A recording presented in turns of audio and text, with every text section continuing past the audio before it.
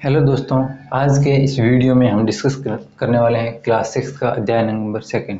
अगर आपको रिश्ते संख्याओं का चैप्टर समझ में नहीं आया हुआ तो इस वीडियो को आप कंटिन्यू कर सकते हैं और पूरा तरीके से समझ सकते हो। तो दोस्तों, दुनिया में चाहे कितनी भी संख्या हो, वो संख्याएं किससे मिलकर बनी होती हैं? वो मिलकर बनी होती हैं दोस्तों 0 से लेकर 9 से। 0, 1, 2, 3, 4, 5, 6, 7, 8 और 9।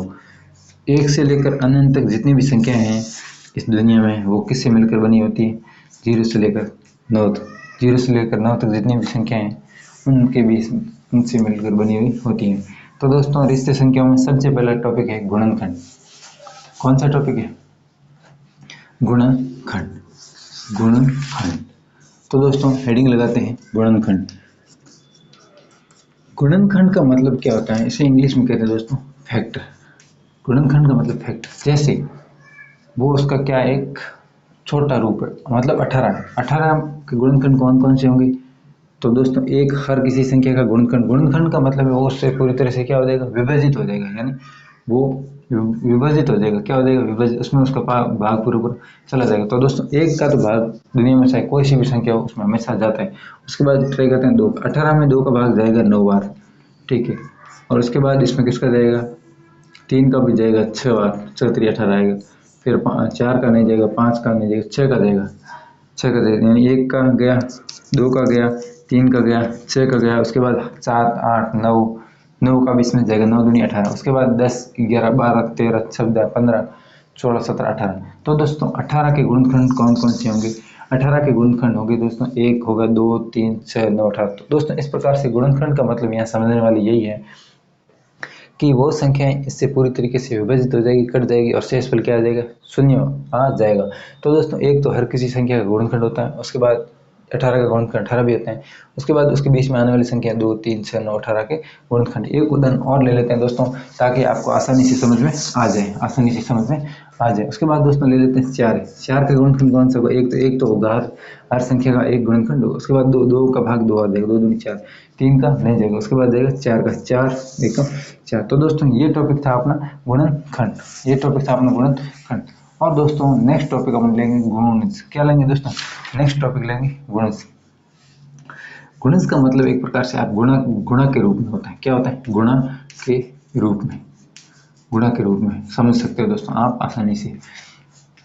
तो दोस्तों, यहाँ समझने वाली बात है, अपन अगर 2 के गुणक लिखेंगे तो दोस्तों 2 एकम 2, 2 दूनी 4, 2 3 6, 2 सौ के 8, 2 पंजे 2, 10। तो दोस्तों, इस प्रकार से 2 का हर किसी में 2 का गुणा होकर संख्या आ रही है। इसमें 2 का गुणा हो रहा है, इसमें भी हो रहा। तो दोस्तों, इस प्रकार से समझने का मतलब क्या हो रहा है? कहने का मतलब यही है, ये 2 का क्या है? गुणज है। यानी इसमें 2 का पहाड़ा बोल रहे हैं तो 2 एकम 2, 2 दूनी 4, 2 तीन 6, 2 छः 8 और 2 पंजे 10। तो ये क्या है दोस्तों? 2 के गुणज। इसी प्रकार से आप 3 का पहाड़ा, कहने का मतलब वो उसका जिस संख्या का पहाड़ा बोलोगे वो उसका क्या गुणज होगा। 3 एकम 3, 3 दूनी 6, 3 3 9, 4 3 12, 5 3 15, 6 3 18। दोस्तों, इस प्रकार से आप पहाड़ा, तो ऑब्वियसली मैं आपको इतना तो मान के चल रहा हूँ, पहाड़ा तो आपको आते होंगे क्योंकि तभी तो आप 6th क्लास तक पहुँचे होंगे, ठीक है दोस्तों। अगर आपने वाकई में मेहनत करी है तो। नहीं मेहनत करी दोस्तों, पहाड़े का अब नहीं आते तो भी मैं पहाड़ सिखा दूंगा, कमेंट बॉक्स में आप बता देना। तो दोस्तों, अब ये तो हो गया गुणनखंड और गुण। नेक्स्ट टॉपिक है भाज्य और अभाज्य संख्या। नेक्स्ट टॉपिक क्या है? भाज्य और अभाज्य संख्या। तो दोस्तों, भाज्य संख्या क्या होती है? सबसे पहले देखते हैं दोस्तों भाज्य संख्या। दोस्तों, भाज्य संख्या, भाज्य संख्या का मतलब क्या है? वह संख्या जो पूरी तरीके से विभाजित, लिख देता हूं, वह संख्या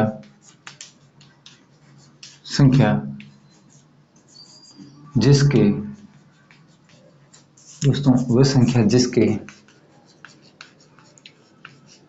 2 से अधिक गुणनखंड हो। 2 से अधिक गुणनखंड हो, 2 नहीं, 2 से अधिक गुणनखंड हो तो वह भाज्य संख्या कहलाती है। कहने का मतलब 2 से अधिक गुणनखंड क्या, मेरे क्या मतलब है? जैसे एक है, एक दोस्त ना तो भाज्य है और ना ही अभाज्य। उसके बाद 2 में किसका भाग जाएगा? 2 में सिर्फ एक का जाएगा और 2 खुद का जाएगा। 2 दोस्तों सबसे छोटी सम अभाज्य संख्या है। तो दोस्तों, अब देखते हैं 3। तीन तीन तीन क्या है दोस्तों, तीन है तो तीन में भी एक का भाग जा रहा है और तीन का जा रहा है। उसके बाद देखते हैं दोस्तों चार, चार में किसका भाग जा रहा है, एक का जा रहा है, चार में दो का जा रहा है तो चार का भी जा रहा है। तो दोस्तों इस प्रकार से चार का एक भाज्य संख्या है दोस्तों। भाज्य संख्या का मतलब क्या होता है, वह संख्या जिसके दो से अधिक गुणनखंड हो तो वो कैसी संख्या कहलाएगी, भाज्य संख्या कहलाएगी। दोस्तों मैं समझ के चल रहा हूँ भाज्य संख्या आपको समझ में आ गई होगी। अभी फिर भी नहीं है तो वीडियो को दोबारा देख सकते हो और दोबारा कंटिन्यू कर सकते हो। दोस्तों भाज्य संख्या एक बार और बता देता हूँ, जैसे 5 है तो दोस्तों 5 में एक का भाग जाएगा और 5 का भी जाएगा। इसके अलावा दोस्तों किसी का नहीं जाएगा। भाज्य संख्या की क्या कंडीशन है, इसके दो से अधिक गुणनखंड होने चाहिए। इसके दो ही गुणनखंड हो रहे हैं तो उससे अगली संख्या 6 है, 6 में एक का जा रहा है, दो का भी जा रहा है, तीन का भी जा रहा है, 6 का भी जा रहा है। कहने का मतलब ये 4 गुणनखंड है, यानी दो से तो ज्यादा ही है। तो 6 क्या है, एक भाज्य संख्या, क्या है, भाज्य संख्या है दोस्तों। उसके बाद नेक्स्ट टॉपिक है अपना अभाज्य संख्या। अभाज्य संख्या दोस्तों, अभाज्य संख्या क्या होती है, अभाज्य संख्या का मतलब होते हैं वह संख्या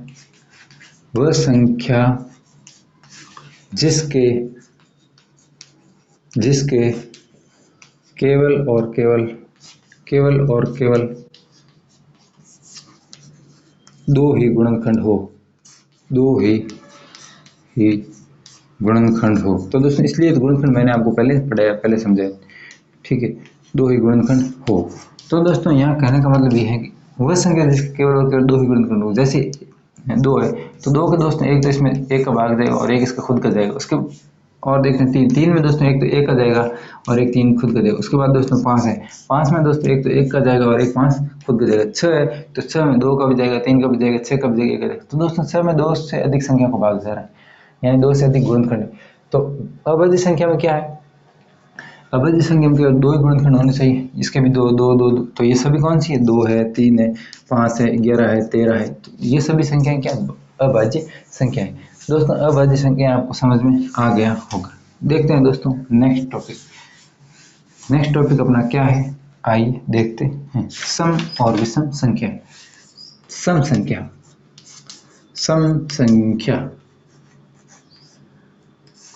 संख्या का मतलब क्या होता है, सम संख्या का मतलब होता है जिस संख्या का इकाई अंक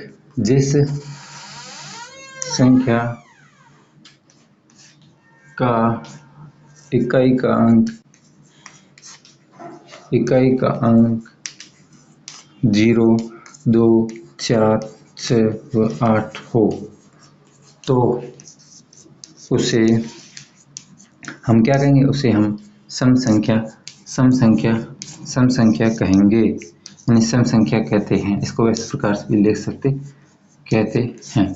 तो दोस्तों जैसे मैं लिख रहा हूँ 800 में इकाई अंक 0 आ रहा है, यानी 0, 2, 4 से 8 इनमें से कोई भी इकाई अंक आना चाहिए। इकाई अंक मतलब शुरुआत का पहला अंक, ठीक है, समझ सकते हो आप। उसके बाद मैं लिख रहा हूँ 80 में इकाई अंक 0 आ रहा है। उसके बाद मैं लिख रहा हूँ 22 में इकाई अंक 2 आ रहा है। उसके बाद मैं लिख रहा हूँ 23 में इकाई अंक 3 आ रहा है। जबकि इकाई अंक तो क्या होना चाहिए, या 0 या 2 या 4 या 6 या 8 होना चाहिए। तो दोस्तों इस प्रकार से 23 से क्या होगी, सम संख्या नहीं होगी। तो दोस्तों सम नहीं होगी तो डेफिनेटली विषम होगी, इसमें कोई संकोच करने वाली बात है ही नहीं दोस्तों। तो दोस्तों सम संख्या आप समझ आ गया होगा, मैं सब मान के चल रहा हूँ दोस्तों। उसके बाद दोस्तों नेक्स्ट टॉपिक है दोस्तों विषम संख्या। विषम संख्या में क्या है दोस्तों, जिस संख्या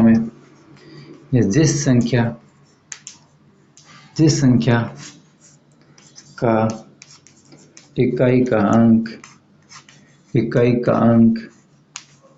1, 3, 5, 7 व 9 हो तो उसे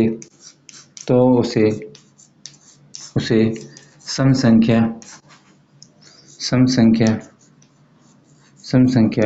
कहते हैं। दोस्तों मैंने कुछ गलत बोल दिया, मैं सॉरी मांगता हूँ इसके लिए। मैंने यहाँ लिख दिया सम, जबकि लिखना क्या था दोस्तों, विषम लिखना था। दोस्तों जिस संख्या का इकाई का अंक 1, 3, 5, 7 9 हो तो उसे विषम संख्या कहते हैं। तो दोस्तों उदाहरण देख लेते हैं। 33 है, 43 है, 46 है, 48 है, 45 है। इसमें से आपको बताना है जिस संख्या में इकाई का अंक 1, 3, 7 और 9 हो। तो दोस्तों 3 है तो इस विषम संख्या, 3 है इसमें भी तो विषम संख्या। इसमें 6 है दोस्तों तो ये कैसी हो जाएगी, ये हो जाएगी दोस्तों सम संख्या। इसमें 8 है, ये हो जाएगी सम। इसमें 5 है तो ये हो जाएगी विषम। तो दोस्तों इस प्रकार से आप विषम संख्या आपको समझ में आ गई होगी। जिस संख्या का इकाई का अंक 1, 3, 5, 7 और 9 हो तो वह विषम संख्या कहलाती है। तो दोस्तों अभी हमने इतने टॉपिक क्लियर कर लिए। मैं आपको ये क्वेश्चन नहीं करवाने वाला हूँ, मैं आपको टॉपिक को समझाने वाला हूँ दोस्तों। क्या करवाने वाला हूँ, मैं आपको टॉपिक को भली प्रकार से अच्छी प्रकार से समझ सकता हूँ। तो दोस्तों नेक्स्ट टॉपिक है, नेक्स्ट है विभाज्यता के नियम। विभाज्यता के नियम कहने का मतलब यह है, विभाज्यता का मतलब उससे पूरी तरीके से क्या होना चाहिए, पूरी तरीके से विभाजित होना चाहिए। क्या होना चाहिए, विभाजित होना चाहिए। तो दोस्तों विभाजित पूरी तरीके से विभाजित होने के लिए दोस्तों, अगर आपको कैसे पता चलेगा कि इसमें 2 का भाग जाएगा, 3 का जाएगा, 4 का जाएगा, 5 का जाएगा, 6 का जाएगा, 7 का जाएगा, 8 का जाएगा, 9 का जाएगा, 10 का जाएगा, 11, 12, 13। तो दोस्तों उसके लिए कुछ अलग अलग नियम बना रखे हैं। अपन 1 बाय 1 करके पूरे नियमों को पढ़ने वाले हैं। तो आप प्लीज़ पेशेंस या धैर्यपूर्वक अपने कॉपी और कलम को लेकर पढ़ते जाइए और लिखते जाइए। तो दोस्तों सबसे पहले शुरुआत करते हैं 2 से विभाज्यता का नियम। 2 से विभाज्यता का नियम, 2 से विभाज्यता का नियम। तो दोस्तों इसमें कोई नहीं, वो संख्या कैसी होनी चाहिए, सम संख्या। सम संख्या हमेशा 2 से विभाजित होगी। जितनी भी सम संख्या सम संख्या है वो हमेशा 2 से क्या होगी, विभाजित होगी। कहने का मतलब इसमें इकाई अंक क्या होना चाहिए, 0, 2, 4, 6 व 8 होना चाहिए। तो वो किससे विभाजित होगी दोस्तों, वो होगी 2 से विभाजित होगी। किससे होगी, 2 से विभाजित होगी दोस्तों। उससे अगला रूल है 3 से विभाज्यता का नियम। 3 से विभाज्यता का नियम, 3 से विभाज्यता का नियम। तो दोस्तों ये नियम क्या कहना चाह रहा है, ये नियम ये कहना चाह रहा है कि संख्या के अंकों का योग 3 से विभाजित होना चाहिए। संख्या के अंकों का संख्या के अंकों का योग 3 से विभाजित होना चाहिए। योग किससे विभाजित होना चाहिए, 3 से विभाजित होना चाहिए, विभाजित होना चाहिए। तो दोस्तों एक उदाहरण ले लेते हैं यहाँ। क्या ले लेते हैं, यहाँ ले लेता हूँ मैं 39। तो दोस्तों 39 में अंकों का योग से मेरा मतलब यह है 3 + 9 करेंगे तो 9 और 3 कितने होते, 12। 12 अब इसमें 3 का भाग देंगे तो अपना भाग आसानी से चला जाएगा 4 बार, और क्या आ जाएगा शेषफल। तो ये संख्या किससे विभाजित हो जाएगी, 3 से विभाजित। कहने का मतलब 3 से विभाजित का नियम कहना है ये सारा संख्या के अंकों का यानी 3 + 9 का योग 3 से विभाजित होगा तो 39 भी 3 से विभाजित होगा, डेफिनेटली होगा। उसके बाद एक और उदाहरण ले लेते हैं। यहाँ लिख रहा हूँ मैं 93।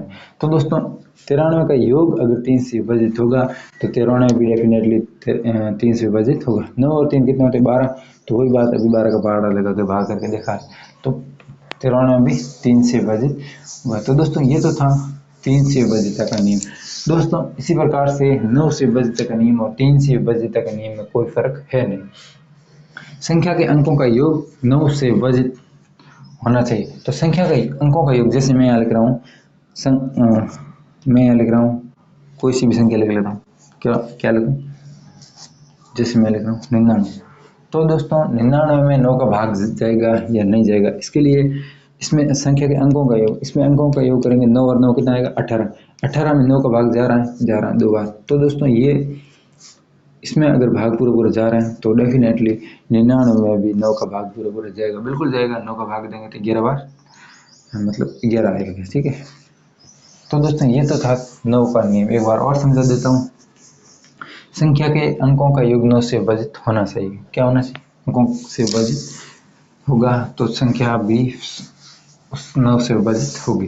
तो दोस्तों उससे अगला नियम है 4 से विभाजित का नियम। 4 से विभाजित का नियम, इसमें क्या होगा, इकाई व दहाई का अंक 4 से विभाजित होना चाहिए। किससे विभाजित होना चाहिए, 4 से विभाजित होना चाहिए। तो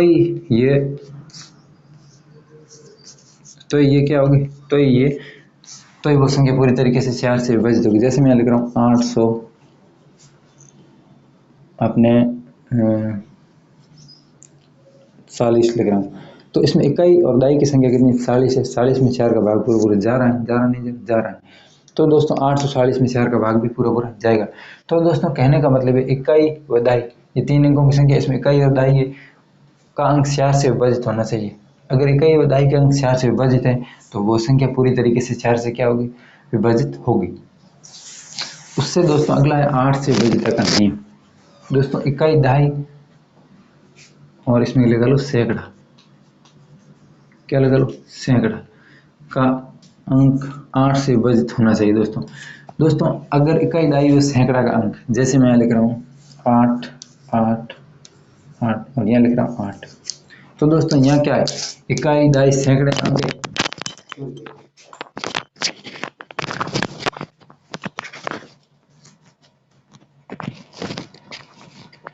दोस्तों इकाई दाई सैकड़े का अंक 8 से विभाजित होगा तो ये पूरी संख्या भी 8 से क्या होगी, विभाजित होगी। तो दोस्तों इसमें इन तीनों संख्या में 8 का भाग देंगे तो पूरा पूरा चला जाएगा, तो इसमें भी 8 का भाग पूरा पूरा चला जाएगा। ये तो दोस्तों बिल्कुल साधारण उदाहरण था, तो आपको समझ में आ गया 8 से विभाजित का नियम क्या। इकाई दाई सैकड़े का अंक 8 से विभाजित होना चाहिए, तो पूरी संख्या भी 8 से क्या होगी, पूरी तरीके से विभाजित होगी। उसके बाद 9 का पहले देख लिया था। उसके बाद आ जाता है 10 से। 10 में क्या होगा दोस्तों, इकाई के अंक पर 0 आना चाहिए। दोस्तों क्या आना चाहिए, 0। तो दोस्तों 10 100, इसमें क्या होगा, इकाई के अंक स्थान पर, इकाई के स्थान पर 0 आना चाहिए, तो वो संख्या किससे विभाजित होगी, 10 से पूरी तरीके से विभाजित होगी, अन्यथा नहीं होगी। जैसे इसमें 10 का भाग देंगे तो डेफिनेटली जाएगा 10 बार। तो दोस्तों इस प्रकार से आप समझ सकते हो। उसके बाद दोस्तों 5 का मैंने नहीं बताया, तो देख लेते हैं दोस्तों। 5 का मैंने नहीं बताया, मुझे याद है। इसमें क्या होगा दोस्तों, 5 से विभाजित, इसमें इकाई के स्थान पर या तो 0 आना चाहिए या क्या आना चाहिए, इकाई के स्थान पर या तो क्या होगा 0 या 5 आना चाहिए, तो वो संख्या भी 5 से पूरी तरीके से विभाजित होगी, अन्यथा वो संख्या 5 से पूरी तरीके से विभाजित नहीं होगी। जैसे 50 में 0 आ रहा है, 55 में 5 आ रहा है, तो ये दोनों संख्या में इकाई के स्थान पर एक संख्या के इकाई के स्थान पर 0 आ रहा है और दूसरी संख्या के इकाई के स्थान पर 5 आ रहा है, तो डेफिनेटली दोस्तों आपको डरने की बात है नहीं, ये दोनों संख्याएं 5 से विभाजित होगी। आप भाग करके भी देख सकते हो। तो भाग तो मैं मान के चल रहा हूँ इतने कच्चे बच्चे भी नहीं होंगे, फिर भी होंगे, तो फिर भी आपको डाउट है तो कमेंट बॉक्स में लिख देना। दोस्तों अब सबसे लास्ट में एक रूल बच जाता है, वो है 11 का। ये रूल थोड़ा समझने वाला है। 11 से विभाजित का नियम क्या कहता है कि इकाई मतलब सम व विषम स्थानों के अंकों के सम विषम स्थानों के योग का अंतर या 0 या 11 से विभाजित होना चाहिए। क्या होना चाहिए, विभाजित होना चाहिए। ये तो दोस्तों है 11 का नियम। तो दोस्तों पूरी आसानी से आपको समझा देता हूँ मैं दोस्तों, क्या है, ठीक है।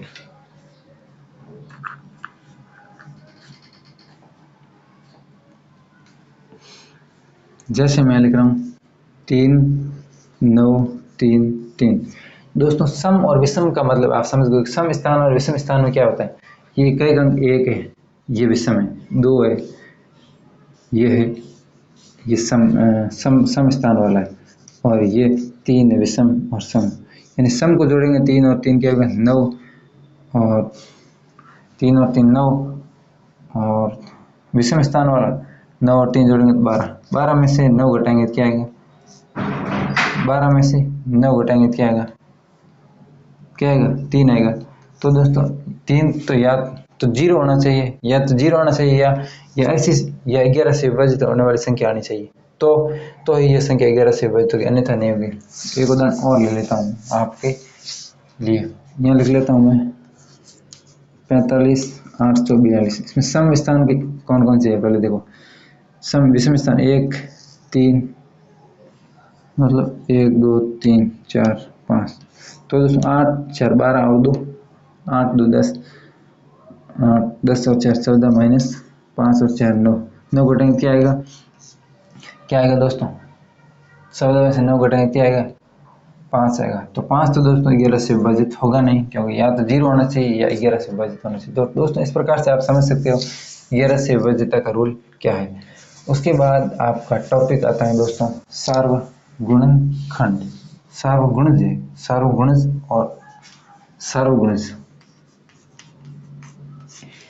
सार्वगुणज का मतलब होता है समान गुणज, ऐसा गुणज जो समान होना चाहिए, समान का समान होना चाहिए, समान होना चाहिए। दोस्तों इसमें क्या समान होना चाहिए, आइए देखते हैं। सबसे पहले दोस्तों इसमें क्या है समान, जैसे 3 और 4 है। 3 और 4 दोनों में समान कौन सा है? 12। 12 का भाग 3 में भी जा रहा है और 12 का भाग 4 में भी जा रहा है। तो 12 क्या हो गया? सार्वगुणज हो गया, 3 का भी हो गया और 4 का भी हो गया। इस प्रकार से आप सार्वगुणज का मतलब दोनों में कॉमन आना चाहिए, दोनों जो गुणनखंड दोनों में कॉमन आना चाहिए, ठीक है। इस प्रकार से दोस्तों ये सार्वगुणजता यानी दोनों। उसके बाद है दोस्तों अभाज्य गुणनखंड। क्या है? अभाज्य गुणनखंड। अभाज्य गुणनखंड, अभाज्य गुणनखंड। अभाज्य गुणनखंड का मतलब एक विधि होती है जिस प्रकार से, जैसे यहाँ लिख रहा हूँ 12 में सबसे पहले एक का तो भाग हर संख्या में जाता है, वो देकर ट्राई करने नहीं। उसके बाद दोस्तों 2 से ट्राई करेंगे, 2 का भाग जाएगा 12 में 6 बार, 6 में 2 का भाग जाएगा 3 बार, 3 में 2 का जाएगा नहीं, 3 का जाएगा। तो दोस्तों 12 के अभाज्य गुणनखंड विधि से अपने 12 का अभाज्य गुणनखंड किया तो कितना है? 2 × 2 × 3। कहने का मतलब ये छोटे छोटे टुकड़ों में तोड़ देता है 12 को। इसका भी गुणा करेंगे 3 दूनी 6, 6 दूनी 12 आएगा। कहने का मतलब ये एक अभाज्य गुणनखंड बोलते हैं इसको। क्या बोलते हैं? अभाज्य गुण। जिस प्रकार से आप 18 का करके भी देख सकते हो, 18 करके देखोगे क्या आएगा? 1 का तो भाग मैंने बता दिया देना नहीं, क्योंकि 1 का भाग दुनिया की कोई भी संख्या है उसमें हमेशा 1 का भाग तो जाएगा। उसके बाद 2 का देंगे तो 9 बार, 9 में 2 का भाग जाता नहीं, क्योंकि 2 का भाग किस में जाता है? मैंने आपको अभी रूल पढ़ा है जिसमें कहेगा 1 0 2 4 से 8 हो उसमें जाता है। इसमें तो 1 3 9 है तो 9 में जाएगा। इसमें जाएगा 3 का, 9 में 3 का भाग देंगे 3 बार। अब 3 में आपको पता ही है 3 के अलावा किसी और का भाग जाएगा नहीं,